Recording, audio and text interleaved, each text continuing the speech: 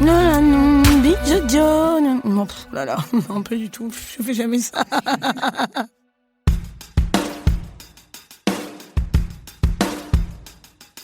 Le youtubeur Thibaut InShape, il a 33 ans, il est très suivi sur YouTube et il a plusieurs questions à vous poser.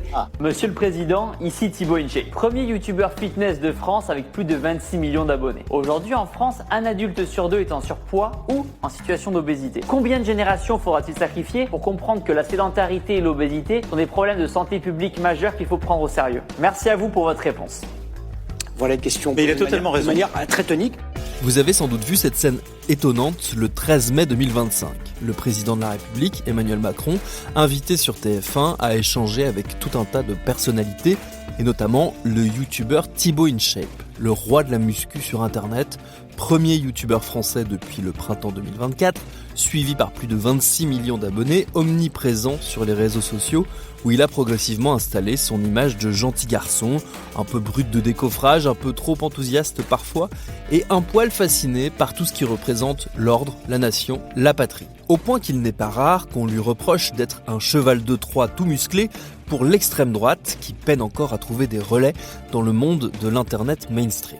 Des accusations qui sont intrinsèquement liées au goût prononcé du youtubeur pour les polémiques parfois très limites. C'est ce qu'on va vous raconter dans cet épisode. Je suis Thomas Rozek et vous écoutez Programme B.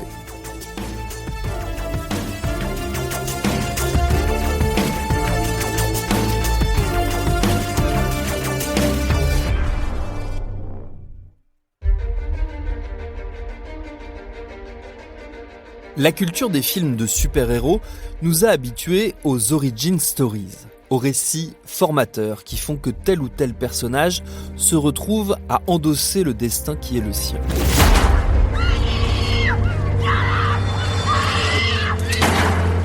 Batman et l'assassinat de ses parents.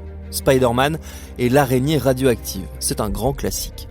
Et ça n'est pas réservé qu'à la fiction. La preuve avec notre protagoniste principal du jour. Car avant que Thibaut Delapart ne devienne Thibaut InShape, il y a eu un événement fondateur. Ça s'est passé en janvier 2009 à Pibrac, une commune de la banlieue proche de Toulouse, où il a grandi et où il est né en 1992. Uncle Ben, call an ambulance! Someone call an ambulance! Ce jour-là, un trio de garçons d'une vingtaine d'années s'est lancé dans ce que le journal La Dépêche du Midi appellera plus tard une équipée sauvage. Alcoolisés, ils agressent des clients dans un supermarché, puis ils volent des plaques d'immatriculation pour tenter de passer inaperçus, ils dérobent de l'essence, braquent une supérette avec un couteau, puis ils atterrissent dans les rues de Pibrac, près d'une pizzeria. C'est là que Thibaut croise leur route avec deux copains âgés comme lui de 17 ans. Ils tombent sur le trio infernal qui leur demande du cannabis. Ils n'en ont pas, ils se feront donc copieusement insulter, puis taper dessus, et sont poursuivis jusque dans la pizzeria, qui se fait au passage ravager avant qu'enfin n'interviennent les forces de l'ordre. Les trois ados sont gravement blessés, leurs trois agresseurs, incarcérés dès leur arrestation, prendront tous de la prison ferme.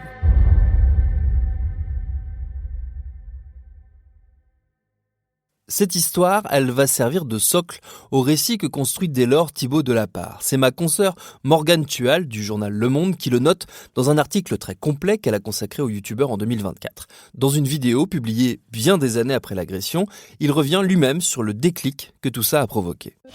Je me suis rendu compte en fait du jour au lendemain, en l'espace de 2 minutes, que non, le monde dans lequel on vit, c'est pas un monde de bisounours. Que le monde dans lequel on vit est dangereux et qu'à tout moment, tout peut basculer. Je suis pas du tout là pour me faire plaindre, j'en ai rien à foutre. C'était il y a plus de 13 ans. Aujourd'hui, j'ai aucune animosité envers ces personnes-là. Je les remercie même parce que c'est grâce à elles que j'ai commencé la muscu. Donc je veux vraiment pas me faire plaindre. La muscu, c'est le point d'entrée de Thibaut Delapart dans le YouTube game. Sa première vidéo, il la publie sur la plateforme en septembre 2013. On est encore très loin des standards de la vidéo professionnelle. C'est un enchaînement de photos avec une bande-son vaguement en techno qui retrace l'évolution de sa musculature depuis qu'il s'est lancé corps et âme dans le fitness. Le montage est rudimentaire, mais le ton de la chaîne est donné. On y parlera, pour ce qui est des débuts, essentiellement de sport. À l'époque, le YouTube muscu est en plein boom. Et pour se distinguer, il faut apporter un peu plus que quelques conseils. Thibaut, devenu Thibaut InShape avec un O à Thibaut, va peu à peu miser sur le divertissement. Des petites blagues, des parodies, des déguisements, c'est évidemment encore totalement amateur, mais ça commence à prendre. C'est Thibaut InShape et c'est un plaisir de vous retrouver aujourd'hui. 1000 abonnés en quelques mois, 100 000 fin 2014 et plus de 600 000 en 2015. Un article de l'époque sur Slate.fr, signé par mon camarade Vincent Manilev, dresse déjà le portrait d'une star en devenir, assaillie par des fans qui rêvent d'avoir un corps aussi taillé que le sien et tout à fait conscient de la stratégie payante qui consiste à miser sur son image de mec sympa. Il le dit lui-même dans l'article. Mon audience a explosé quand j'ai commencé à rajouter de l'humour, enfin ce que je juge rigolo. On est à Toulouse, il fait beau, il y a des fans. Vous êtes nombreux à me demander dans les commentaires comment choper de la petite, comment soulever de la petite. Aujourd'hui, je vais tout vous montrer, c'est parti. Sans trop de surprise, les blagues ne sont pas toujours d'un niveau extraordinaire, quand elles ne sont pas totalement lourdingues. Surtout lorsqu'il est question des femmes, qu'il qualifie du surnom charmant de petites, ou de leur sein, qu'il appelle évidemment leur meule. Bonjour, je fais de la muscu, et il y a ma salle de muscu qui est fermée. Donc c'est pour savoir si tu pouvais monter sur mon dos pour que je fasse des pompes.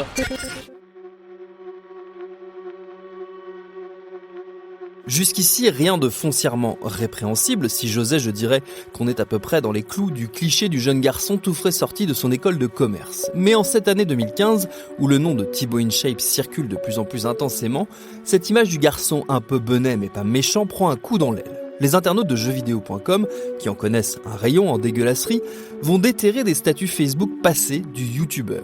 Et ça ne fait pas très chic.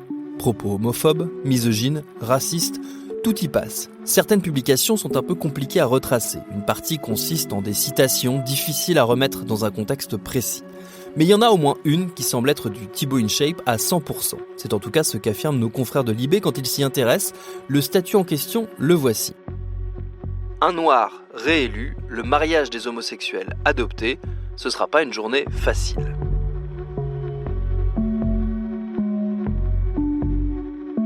Un post daté du 7 novembre 2012, soit la date qui voit deux actualités se télescoper, la réélection de Barack Obama à la tête des États-Unis et l'adoption du projet de loi instaurant le mariage pour tous par le Conseil des ministres sous la présidence de François Hollande. À l'époque, le futur youtubeur n'est pas une personnalité publique et il n'a que 20 ans.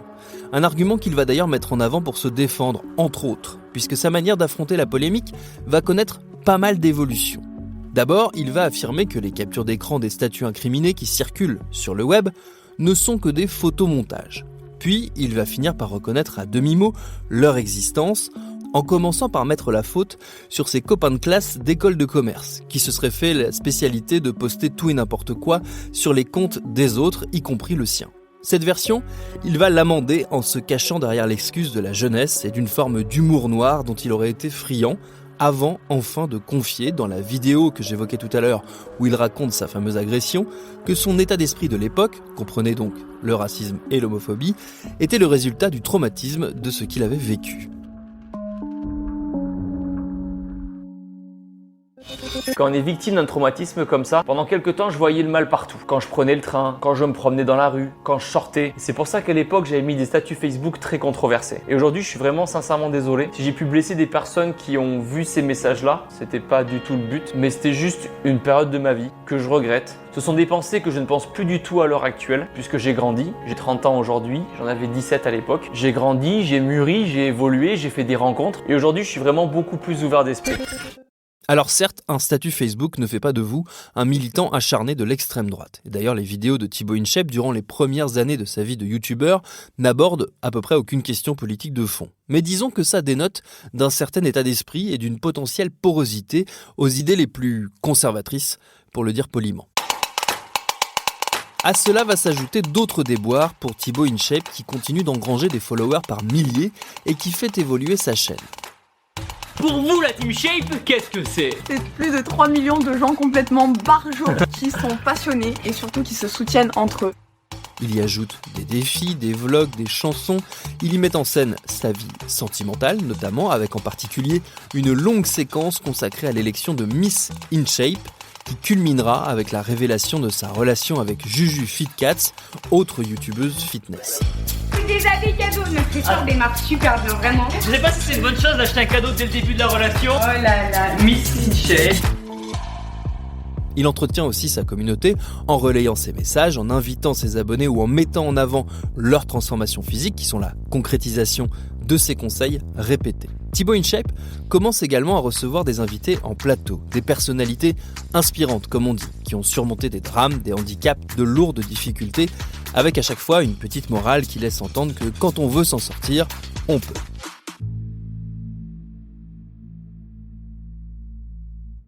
En quelques années, la chaîne s'est totalement professionnalisée, suivant en cela le mouvement global des youtubeurs qui sont de plus en plus à tenter de vivre de leur production de contenu. Cette sortie de l'amateurisme, elle s'accompagne de la nécessité de faire entrer des recettes. Pour ça, comme ses petits camarades de la plateforme, Thibaut InShape actionne plusieurs leviers. La vente de produits, qu'il a démarré très tôt, dès 2015, avec une marque de vêtements vendue en ligne, mais aussi et surtout les contenus sponsorisés. Des vidéos financées par un partenaire commercial qui vient chercher l'audience du youtubeur pour diffuser son message. Et les choix de Thibaut InShape vont faire l'objet de pas mal de débats. Car ce dernier développe dès la fin des années 2010 un segment très particulier. Démon colonel. Salut Thibaut. Alors du coup, ici où est-ce qu'on est alors? Ici tu es au centre de formation initiale des militaires du rang de la 11e brigade parachutiste. Les vidéos vantant les mérites des services de l'État, mais pas n'importe lesquels. Ceux qui incarnent la puissance régalienne de la France, à savoir la police, la gendarmerie, les services pénitentiaires et surtout l'armée, marine, légion étrangère, armée de terre, aviation. Tout l'appareil militaire français a le droit à ces petites vidéos en immersion où Thibaut InShape ne masque ni son plaisir ni sa volonté de convaincre ses abonnés, en majorité des jeunes garçons, de choisir des options de carrière parfois un peu singulières. Bien Madame la Ministre. Bien Thibaut. Alors Madame la Ministre, dites-moi, qu'est-ce que vous diriez aux jeunes qui vont voir la vidéo YouTube pour les motiver à devenir surveillants pénitentiaires? Eh bien, je leur dirais que c'est un métier où on apprend à connaître les autres, l'humain, sécurité, humanité, et je trouve que c'est une belle conjugaison. Ça, c'était avec Nicole Belloubet, qui était alors garde des Sceaux et ministre de la Justice, et dont les services de communication ont bien saisi l'intérêt qu'il y avait à se rapprocher du youtubeur et surtout de son public. C'est ce qui explique que, selon mon confrère Alexandre Leschnay de Slate.fr, la vidéo ait été financée entre 20 et 30 000 euros par l'État, en l'occurrence l'École nationale d'administration pénitentiaire, qui assume complètement sa stratégie et qui explique, toujours chez Slate, compte tenu de l'audience de cette vidéo et des retours en interne comme en externe, c'est mieux qu'une campagne traditionnelle. Surtout qu'elle reste sur Internet, contrairement à une campagne télévisée éphémère, et que les followers de Thibaut InShape, majoritairement des jeunes hommes, sont notre cible principale. Cette propension à mettre son succès et son public au service des plans gouvernementaux, elle va devenir très très visible à l'été 2019. La France découvre alors un nouvel acronyme, le SNU ou le SNU, pour Service National Universel, un dispositif lancé en juin de cette année-là qui vise à recréer un semblant de service militaire tout en se défendant absolument d'avoir une telle ambition en tête. Malgré ça, Thibaut InShape publie en juillet une vidéo au titre on ne peut plus explicite « Je fais le nouveau service militaire ». Au programme, une vingtaine de minutes en immersion avec un groupe de jeunes venus en Guyane étrenner le SNU, avec séjour dans la jungle, levée de drapeau, marseillaise entonnée à tue-tête et une interview en situation de Gabriel Attal, pas encore Premier ministre, mais déjà chargé de faire passer les messages du gouvernement sur son nouvel outil de réarmement patriotique. Gabriel, je t'en prie, présente-toi alors. Gabriel Attal, secrétaire d'État en charge de la jeunesse, chargé de la mise en place du service national universel. T'as quel âge? J'ai eu 30 ans en mars dernier. Le SNU, qu'est-ce que c'est? Un moment de cohésion où les jeunes, qui viennent de quelque milieu social que ce soit, ils se retrouvent autour des valeurs de la République. Un relais de propagande très efficace pour un service national dont le grand public peine à comprendre l'utilité.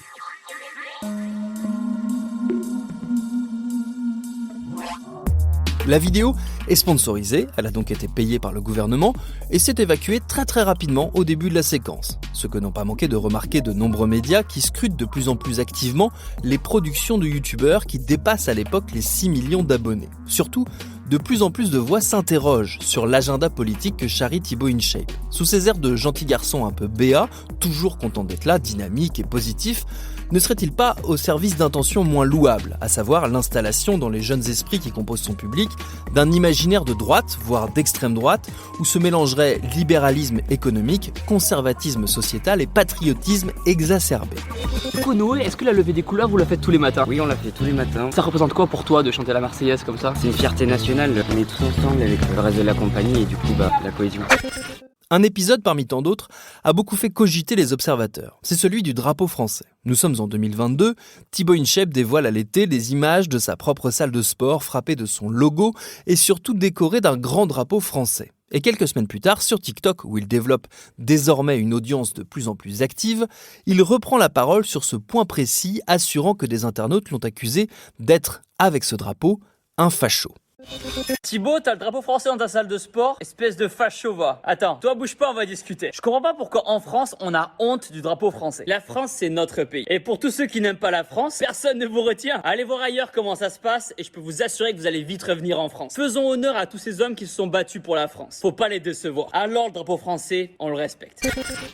Cette émouvante défense des couleurs de la France, elle s'accompagne de plusieurs polémiques. Déjà, sur le fond, dans lequel pas mal d'internautes voient la concrétisation claire et nette des soupçons qu'ils avaient au sujet du youtubeur. En gros, sa réaction serait la preuve que son cœur politique penche très à droite. Quand bien même il s'en défend, ce qui est sa ligne habituelle, on va y revenir. Mais surtout, dans un second temps, des journalistes se sont intéressés aux captures d'écran partagées par le youtubeur pour illustrer les critiques qui lui sont faites. D'après lui, les internautes qui s'en prennent à lui seraient des militants de gauche. Or, un article de France 3 Occitanie a creusé l'histoire et nous explique que ces comptes prétendument gauchistes sont des faux. En réalité, il s'agit de comptes alimentés par des militants d'extrême droite caricaturant les combats progressistes pour créer des polémiques et mieux les instrumentaliser en retour. Ce que de nombreux comptes de droite radicale n'ont pas manqué de faire dès que l'affaire du drapeau de Thibaut InShape a pris de l'ampleur. Ils ont pu alors accuser l'extrême gauche de chercher inutilement des noises aux youtubeurs. La question qui reste en suspens, c'est de savoir à quel point ce dernier est un acteur volontaire ou involontaire de cette fausse polémique, s'il a sciemment participé à son éclosion ou pas. Car Thibaut a une technique bien à lui pour assurer le maintien de son existence médiatique. Elle se passe en plusieurs temps. Elle a été décryptée déjà par de nombreux confrères et consoeurs, notamment le duo de Blast, Usul et Lumi dans leur émission Rhinocéros. Prenons un exemple que pas mal d'entre vous connaissent sans doute, l'affaire de la dépression. Tout commence avec une vidéo sur TikTok en juin 2022, vidéo qui se veut inspirante, avec pour thème la résilience qu'il faudrait déployer pour s'astreindre à un régime sportif de champion, et voilà ce qu'on y entend. Réveille-toi putain de merde. Rien à foutre de ta dépression. Rien à foutre de tes excuses. Arrête d'être une merde. D'être une personne sans aucune motivation. Arrête de gaspiller ta vie. Lève-toi maintenant, tout de suite. Rien à foutre de ta dépression. Sous-entendu, tout ça c'est des excuses, le mal-être, la souffrance morale, c'est une façade pour éviter d'avoir à se confronter à la dureté de la vie. En termes de finesse psychologique, c'est assez maigrichon. Et c'est surtout tellement à côté de la plaque qu'on a du mal à y croire. Évidemment, les extraits font le bonheur des réseaux sociaux, où on les commente, les détourne, où on s'écharpe pour savoir si, dans le fond, il y a du vrai dans cette sortie, ou si Thibaut est tout simplement idiot. C'est la phase 1. La polémique surprise qui occupe tout le terrain. Vient ensuite la phase 2, qu'on appellera le « on s'est mal compris ». Après avoir laissé les débats prendre de l'ampleur, le youtubeur reprend la parole et s'excuse dans une nouvelle vidéo. Tout ça, en réalité, c'est un gros malentendu. Hier, j'ai fait un TikTok motivation pour encourager toutes les personnes qui se sentent mal dans leur peau à aller de l'avant. Mon but était aussi de motiver les personnes victimes de dépression. Et malheureusement, tout le monde l'a pas bien compris comme ça. La dépression est une vraie maladie. C'est difficile de s'en sortir, mais il existe des solutions. Et c'est vraiment ce que je voulais montrer à travers le TikTok. Donc je tiens à m'excuser pour les personnes qui ont mal interprété mon TikTok.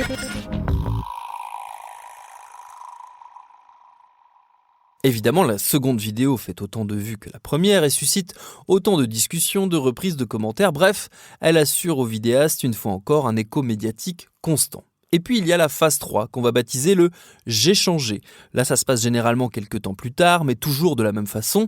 Thibaut va rediscuter du sujet qu'il a mis dans la sauce, parfois avec une personne concernée, parfois avec un ou une spécialiste, et il met la dernière pierre à son mea culpa et à sa séquence médiatique.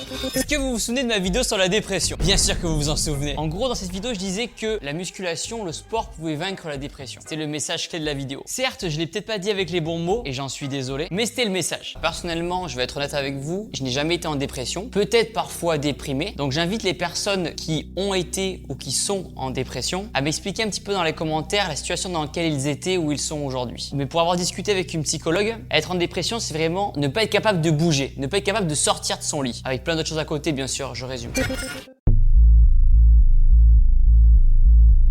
Évidemment, la méthode connaît des ajustements et des variantes, mais grosso modo, qu'il s'agisse de la fois où il a visité Auschwitz comme si c'était un parc d'attractions, de la fois où il a réussi à tenir des propos homophobes dans une vidéo contre l'homophobie, ou de la fois où il a félicité Poutine pour sa condition physique avant tout de même de lui demander d'arrêter d'envahir l'Ukraine, bref, à chaque fois, la routine de la polémique se met en branle et le youtubeur engrange ce qu'il est venu chercher en premier lieu, des vues et donc des abonnés. D'ailleurs, il ne s'en cache pas vraiment, comme l'a relevé très récemment ma consoeur Mathilde Roche dans une longue enquête publiée par Libération.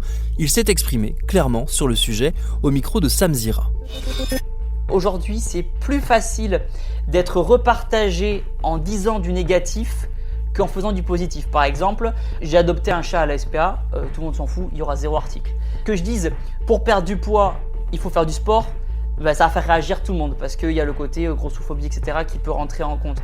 En disant une dinguerie sur Twitter, les gens vont te repartager, les gens vont réagir, vont commenter et dans notre métier dans lequel on est, il faut faire parler de soi pour exister. Mais est-ce que c'est ta technique, pratique? Non. Est-ce qu'en fait il y a un raisonnement derrière? Est-ce que c'est intelligent? C'est de la com. Je vois ça comme de la com, mais là j'ai un peu testé, là ça fait quelques temps que je l'ai plus fait, mais en fait c'était un peu des tests que je fais pour voir si ça me permet de prendre plus d'abonnés ou quoi sur les réseaux ou juste de gagner plus d'argent.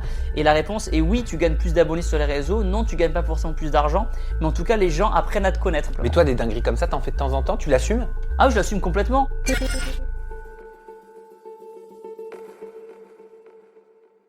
Sa stratégie, elle lui a valu de devenir en mai 2024 le premier youtubeur français avec 18,9 millions d'abonnés et surtout le premier youtubeur fitness au monde. Ça c'est plus récent, c'était en 2025 puisqu'il a désormais plus de 26 millions d'abonnés. Sa ligne politique, elle, reste floue. La preuve, lors des législatives de 2024, il fait partie des influenceurs qui n'ont pas souhaité appeler à faire barrage à l'extrême droite, ce qui est son droit. Mais vu son passif, on a eu tôt fait d'y voir une sorte d'adhésion silencieuse au Rassemblement national. Il s'en est défendu, il se revendique maintenant comme étant plutôt de gauche sur le plan sociétal, sur les droits des personnes LGBT, des minorités en général, par exemple pour le droit des personnes portant le voile à pratiquer un sport, prenant à contre-pied les souhaits de Bruno Retailleau sur le sujet. Mais il se dit toujours plutôt de droite sur les questions économiques et sécuritaires, ni de gauche ni de droite, ce qui, comme on le sait, veut souvent dire de droite.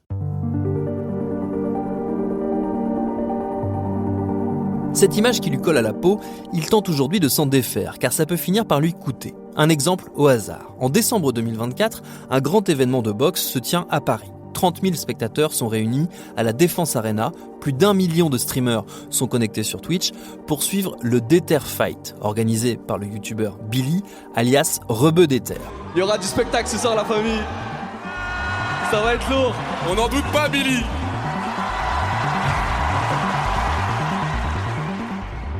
Un combat, donc, entre youtubeurs branchés boxe dans lequel aurait dû figurer Thibaut InShape qui s'entraîne et combat en amateur depuis un moment déjà. Il aurait dû combattre en tête d'affiche avec l'organisateur, Billy, sauf qu'au dernier moment, sa venue a été annulée et un autre combattant choisi à sa place.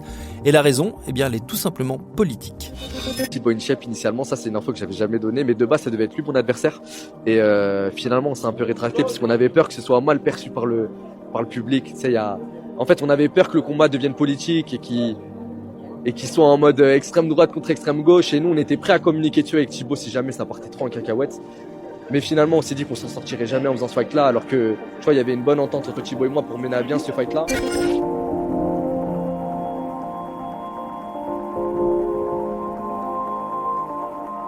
Ce loupé, il a fait énormément causer et il explique sans doute en partie le fait que le youtubeur cherche désormais à gauchir légèrement son image. Je dis légèrement car il y a toujours des ratés, comme lorsqu'il invite, toujours en 2024, la sexologue Thérèse Argot, égérie des néoconservateurs français, qui est venue chez Thibaut InShape faire la promotion du viol conjugal, ni plus ni moins, à base de qu'on en ait envie ou pas, il faut faire l'amour une fois par semaine quand on est en couple, etc. etc.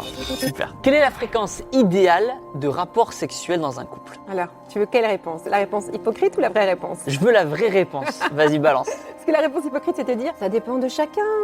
C'est quelque chose qui doit se discuter dans une relation, etc.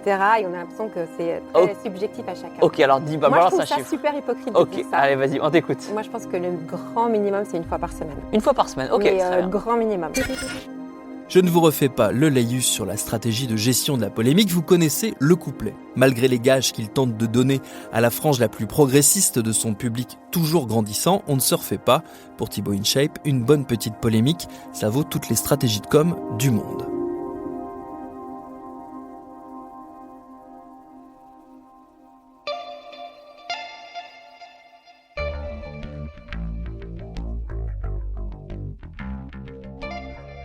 Merci à Paul Berthiaud qui a réalisé cet épisode de Programme B, un podcast de Binge Audio préparé par Charlotte Bex. Tous nos épisodes, les anciens comme les nouveaux, sont à retrouver sur toutes vos applis de podcast préférés. Cherchez-nous sur internet si vous voulez nous parler et à très vite pour un nouvel épisode.